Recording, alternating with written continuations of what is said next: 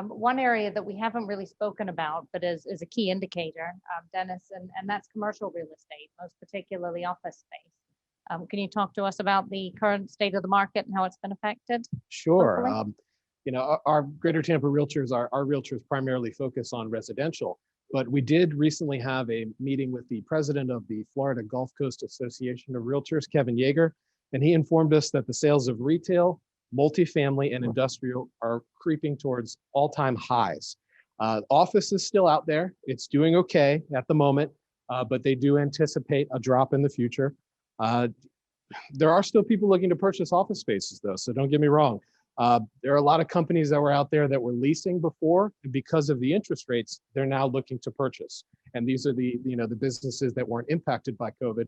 They may have been doing well, and because of that, they now have the money to make a purchase. So there is still some movement in that area. Another factor to consider for office space is that nobody really knows how offices are going to repopulate after we're done with the Zoom world that we've all been living in for so long. It's probably likely that we're going to see a hybrid model, something like that, where it's kind of work from home, work in the office. Maybe everyone comes back. Maybe some people come back, some people stay home permanently. That's likely to become the new normal. And companies will probably value space efficiency, smaller footprints, looking at what are the needs of the business for their office. So it might result in a little bit of smaller office spaces, offices looking to downsize. But as things downsize, that opens up for someone else who's going to fill that spot because that's downsizing for them.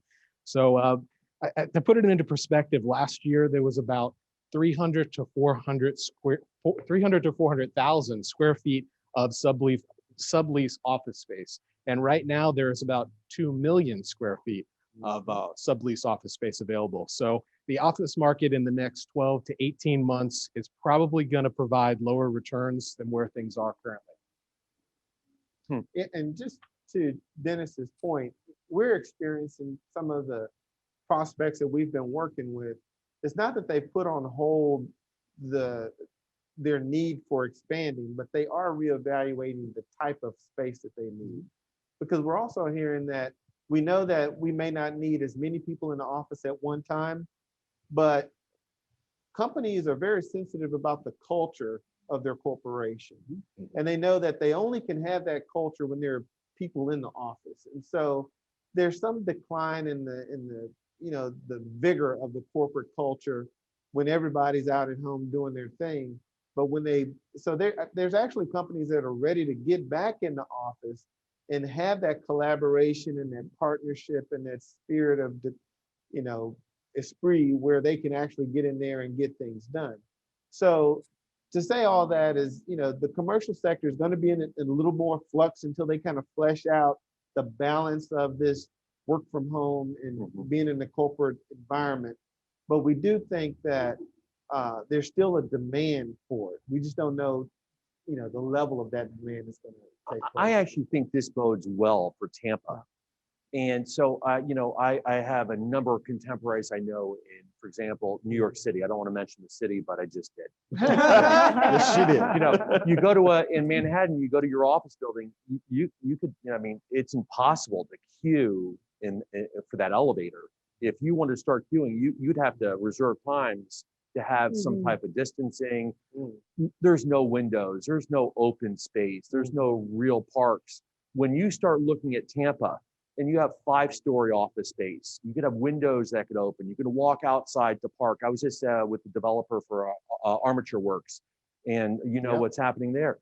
I mean, who wouldn't want to be there? Yeah. 5-story office, windows open, walk outside, go to this incredible food hall, sit outside, the weather's impeccable, outdoor, indoor. I think spaces are rethinking, and it's going to bode well for Tampa.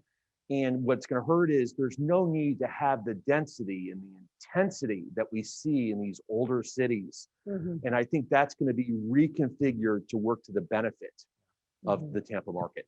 Well, that's music to my ears, that's for sure, because that really is the question, I think, for me personally, and as the mayor of Tampa, is what does that office space look like post-COVID.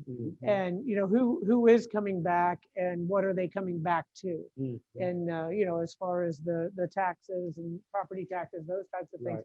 No concern with the residential, but looking at the business end of things that's very reassuring. Thank you. I'll Yeah. hold you to that. No, I think, listen, When it comes budget time. if that that's doesn't why I'm work leaving out. now. That's right, there you go. No. This particular topic is one that actually we're wrestling with right now. As That's part right. of part of our construction, we had to eliminate a space where we had about half of our workforce. So we're building a new 9-story office tower. We'll take 3 floors of it, and that's going to be our new headquarters. And so we developed all of these plans pre-pandemic, and then last year we had to recast and really rethink how are we going to adapt to living in this new space. And so we were able to say, okay, let's make sure that we have 75% of the full people that would normally be there. We'll have the capacity for them. We're going to facilitate hoteling. And all of us have been working remote through the coronavirus. But what is remote? It isn't just working from home or working from Belfast. It's sometimes working from Craig's office, who's just down the hall. Or maybe it's working from the cafe or the Starbucks that's down at the corner. And I think that I can tell you personally, having a little bit of an opportunity to be back and interacting with the people that we've worked so hard with over the last 10 years, and you haven't seen them in months and months and months. Oh my goodness, it's a gravitational pull that's going to bring Absolutely. people back. You're not going to have to drive people to come back to the workforce. I'm very confident that the human interaction, that serendipitous element is going to make people want to come back to the workforce and workplace. And I think that's what we're all just going to have to adapt to. Is how can we facilitate that kind of an experience? How can we embrace everything we've learned about remote work until now and make it a really compelling environment for everyone to be able to share that space? It'll be a combination. It's the ULI did a study, the great work from home experiment, which we have not proven the results, but I think it could be a combination. Yes. Like you said, the getting together is so important. Listen, in our office, we could be in separate offices. We still use Zoom and Teams in different offices. So those technologies now are ingrained. Yeah. And so a combination, maybe it's 3 days in the office and 2 days at home, in some combination that works well in terms of how we look at it. But like I said, very hard to transform some of the older cities to what the newer cities can provide in terms of open space and windows and climate and parks and everything else that they can provide. So I think what will happen is people will realize is, I don't have to be in Chicago. I don't have to be in New York City, and we can thrive. Hey, what other cities make sense? I also think it's important to note, like what everyone has said here, I think employers are, just like with homes and homeowners have reevaluated what the home means to them, employers are reevaluating what the business is. And I think there's a huge shift on the employee's well-being, on that work-life balance. And employers might be looking to install gyms in their office, or what's in my mind is what's happening downtown in Tampa with Water Street.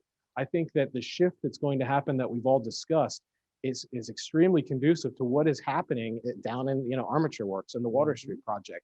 Like that is what businesses are going to want to move towards, something where you can be in the office, but you can be close to those amenities. And there's going to be a huge focus on that work-life balance, your employee well-being, your employees' mental health, the benefits that come from working from home and the efficiencies. And then also, the mix of it is important as well. So I think that's also going to contribute. Good point.